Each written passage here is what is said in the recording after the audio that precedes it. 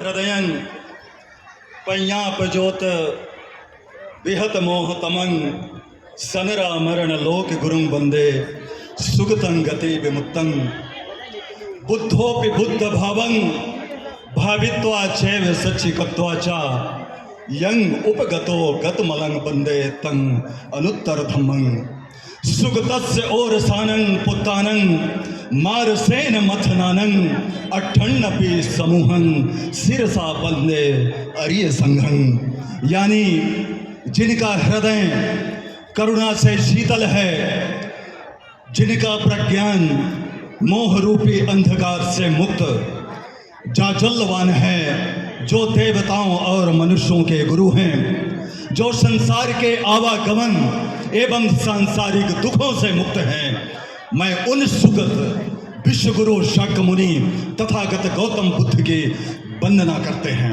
Homage to him, the blessed one, the worthy one, the fully enlightened one.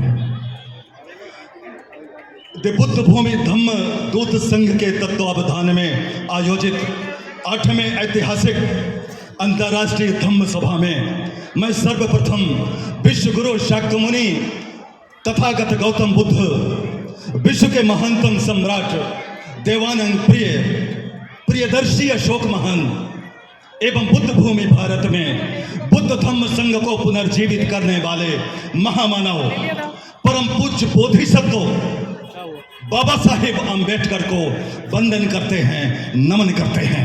सम्मानित मंच, अंतर्राष्ट्रीय भिक्षु संघ, सम्मानित मंच, दूर दराज से आए हुए उपासक उपासिकाएं एवं 21वीं सदी की दम्भ पीढ़ियों, साथियों, एक कायद हो, एक सफ हो, एक परचम हो, कभी बिखरी हुई कौम को खुर्द फर नहीं मिलता। समझती क्यों नहीं आखिर हमारी कौम ये नुक्ता, लुट जाते हैं वे राही, लुटते रहते हैं वे राही, जिन्हें राहबर नहीं मिलता। बहुसंख्यक दलित शोषित अस्पृश्य एवं नारी समाज के राहबर परम पूज्य बोधिसत्व बाबा साहेब अम्बेडकर को वंदन करते हैं, नमन करते हैं। साथियों, एक छोटी सी किरण अपनी साधना से महान सूरज कैसे बन जाती है, यदि इस रहस्य को समझना है तो हमें परम पूज्य बोधिसत्व बाबा साहेब अम्बेडकर के त्याग को समझना चाहिए। एक नन्ही सी बूंद अपनी संचय क्षमता से महान समुद्र कैसे बन जाती है, यदि इस रहस्य को समझना है तो परम पूज्य बोधिसत्व बाबा साहेब अम्बेडकर की तपश्चर्या को समझना चाहिए। साथियों, एक छोटा सा बीज विषम प्राकृतिक आपदाओं को झेलते हुए महान बोधि वृक्ष कैसे बन जाता है, यदि इस रहस्य को समझना है तो परम पूज्य बोधिसत्व बाबा साहेब अम्बेडकर के परम त्याग और मेहनत को समझना चाहिए। एक छोटी सी चिंगारी भूकंप, सुनामी और ज्वालामुखी में कैसे तब्दील हो जाती है, यदि इस रहस्य को समझना है तो परम पूज्य बोधिसत्व बाबा साहेब अम्बेडकर को समझना चाहिए, जिन्होंने बुद्ध भूमि भारत में बुद्ध धम्म संघ, शाक्यमुनि बुद्ध एवं सम्राट अशोक को पुनर्जीवित किया है। साथियों, समय कम और जिज्ञासाएं ज्यादा। मुझे बहुत कुछ कहना है। जब पहला अंतर्राष्ट्रीय बौद्ध सम्मेलन हुआ था उस समय मैं आया था, इसके बाद मैं दूसरी बार आया हूं। साथियों, इस दरमियान मैंने 9 विदेश यात्राएं की है। इन 9 विदेश यात्राओं में भारत सरकार ने हमें आर्थिक स्पॉन्सरशिप दिया, लेकिन ये जो हमारी यात्राएं रही तो बुद्ध भूमि भारत की रही, सभी जगहों की ओर Japan, Thailand, Burma, France, London, इन देशों को मिलाकर मैंने 9 यात्राएं किया और बुद्ध धम्म संघ का अध्ययन किया। साथियों, बुद्ध का जन्म भारत में हुआ। बुद्ध का जन्म कालीन लुम्बिनी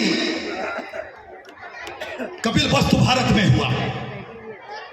प्रिय धम्मानुगामियों, शाक्यमुनि बुद्ध को सब धम्म का ज्ञान उरुबेला बोध गया भारत में प्राप्त हुआ।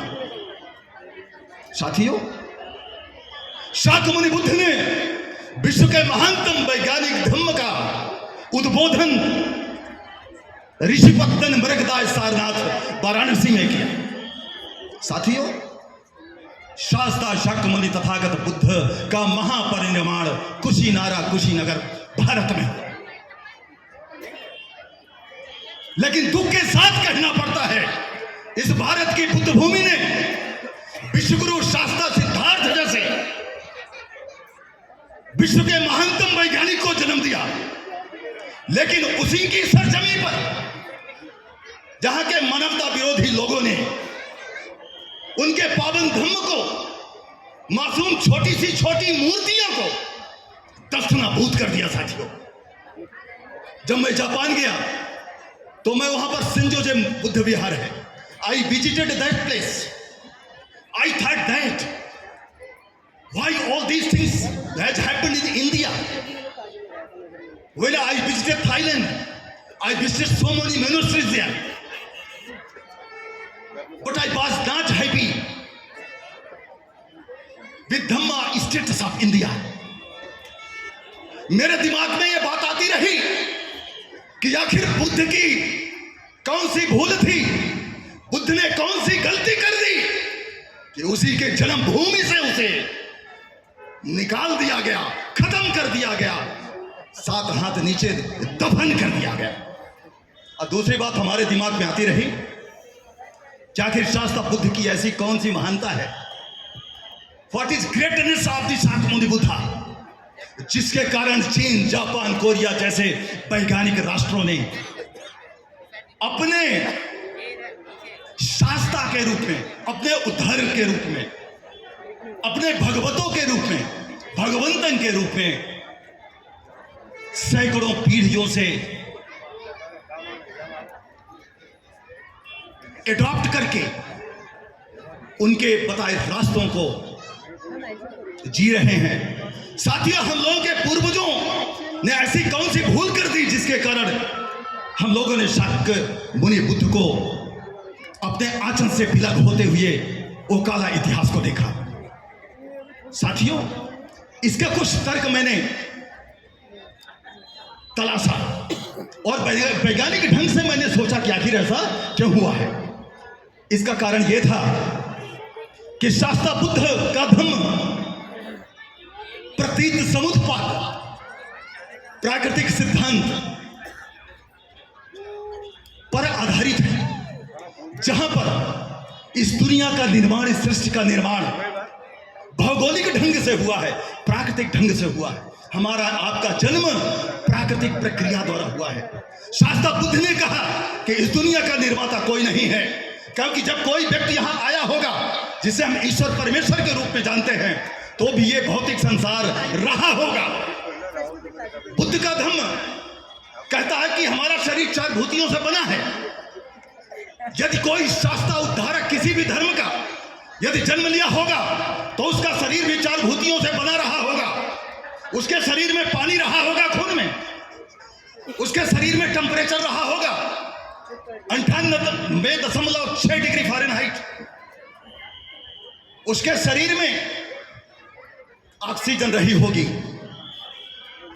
तो बुद्ध ने अभी कोविड पीरियड में, मैंने अंतरराष्ट्रीय प्लेटफॉर्म में पूछा कि जब कोविड में हमारा पेशेंट आईसीयू में जाता है, आईसीयू का मतलब होता है आईसीयू, आईसीयू में जाने का मतलब है कि हमारा अजीज कोई छूटने वाला है।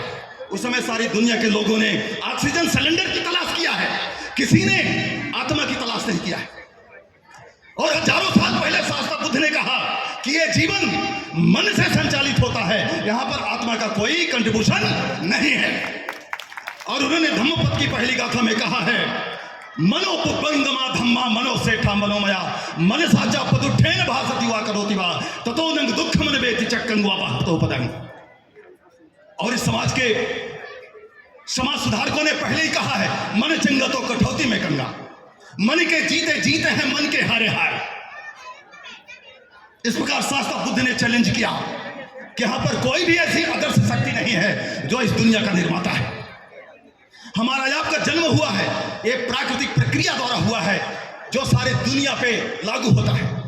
ये छोटा सा बच्चा, मासूम बच्चा बैठा हुआ है, 15 साल बाद उसकी शादी होगी तो अभी किसी ईश्वर परमेश्वर के बिना अपनी घर गृहस्थी को चला सकता है और ये पीढ़ी चलती रहेगी। तो this is the natural phenomena जिसे शाक्यमुनि बुद्ध ने हजारों साल पहले बताया। और ये बात यहाँ के विषमता विरोधी, विषमता पोषक लोगों को पसंद नहीं आई। जो मानवता के विरोधी थे उन्होंने कहा शास्त्र बुद्ध ये हमारी व्यवस्थाओं का विरोध कर रहा है। सोचिए कितनी प्यारी सी मूर्ति है, कभी शास्त्र बुद्ध को देखिए। उनके हाथ में कोई भी हथियार नहीं है, कोई AK-47 नहीं है, तो अभी उनको तोड़ दिया, खत्म कर दिया गया। उसका कारण केवल है कि उन्होंने वैज्ञानिक तथ्यों पर बात की है। इसी पर सुनीत के बारे में आपने सुना होगा, एक सफाई कर्मी, उनका बेटा बीमार हो गया था, थोड़ा लेट हो गए, थरथराते हुए, जान से डरे हुए शास्त्र बुद्ध वहां पर विचरण कर रहे थे, उनसे मुलाकात होती है। उन्होंने सुनीत को, गंदगी से सने हुए सुनीत को गले लगाया और बोला, सुनीत हमारा जन्म और तुम्हारा जन्म एक ही प्रक्रिया द्वारा हुआ है। यदि तुम मेरे राजमहल में जन्म लेते तो तुम्हारे सिर पर आज मुकुट होता, और यदि मैं तुम्हारे पिता के घर में जन्म लेता तो आज मेरे हाथ में झाड़ू होता।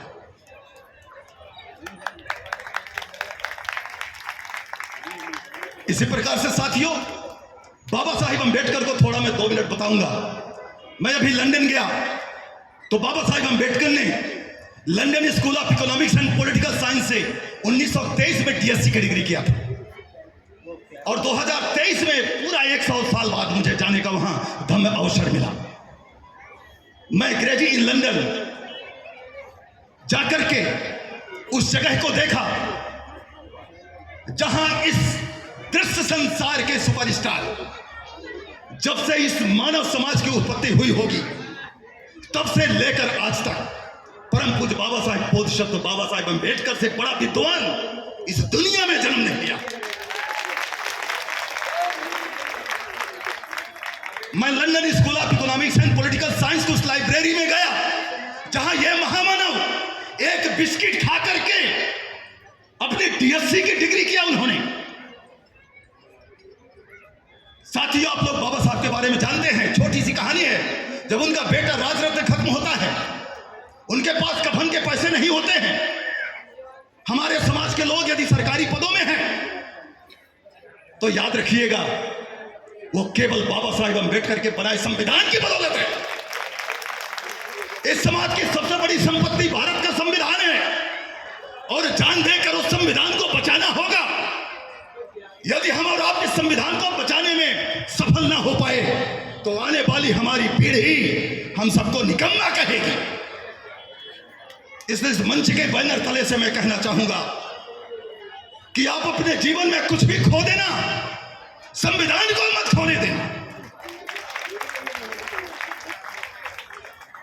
जब राजरत्न खत्म होते हैं तो माता रमाबाई पूछती है, प्रश्न करती है। हमारी माताएं बहनी बैठो से बड़े मार्मिक ढंग से सुने।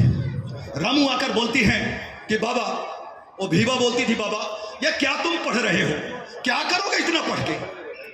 हमारे पास खाना नहीं है, रोटी नहीं है, अच्छा खाना नहीं मिलता, बीमार होते हैं, दवाई के लिए पैसे नहीं हैं, आखिर क्या पढ़ रहे हो, क्या करोगे पढ़ के? तो बोले, रामू तुम नहीं समझ पाओगे।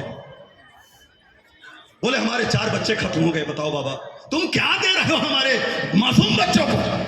हम तो मजदूरी करके खा सकते हैं, ये हमारे मासूम बच्चे का 4 साल के बेटे का क्या दोष है?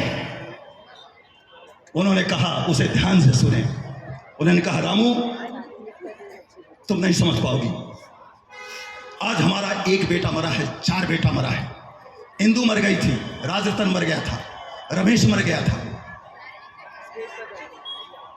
यदि मैं पढ़ाई छोड़ दूंगा और अपने उद्देश्य से भटक जाऊंगा तो आने वाले भविष्य में हमारे समाज के हजारों बच्चे बेमौत मरते जाएंगे। इसलिए हम और आपको जो जिंदगी मिली है वो बाबा साहेब अम्बेडकर के परित्याग की बदौलत मिली है साथियों। इसलिए समय कम है और मैं अपनी बात को विराम देना चाहूंगा। जब कभी मुलाकात होगी तो मैं बहुत मार्मिक ढंग से अपने अनुभव को बताऊंगा कि बाबा साहिब अंबेडकर ने कितना परित्याग किया है। साथियों, पैतृक विरासत को बदल दो, पैतृक विरासत को बदल दो, पीढ़ियों के सितारे बदल जाएंगे। मजबूर नजरों को बदल दो, 21वीं सदी के नजारे बदल जाएंगे।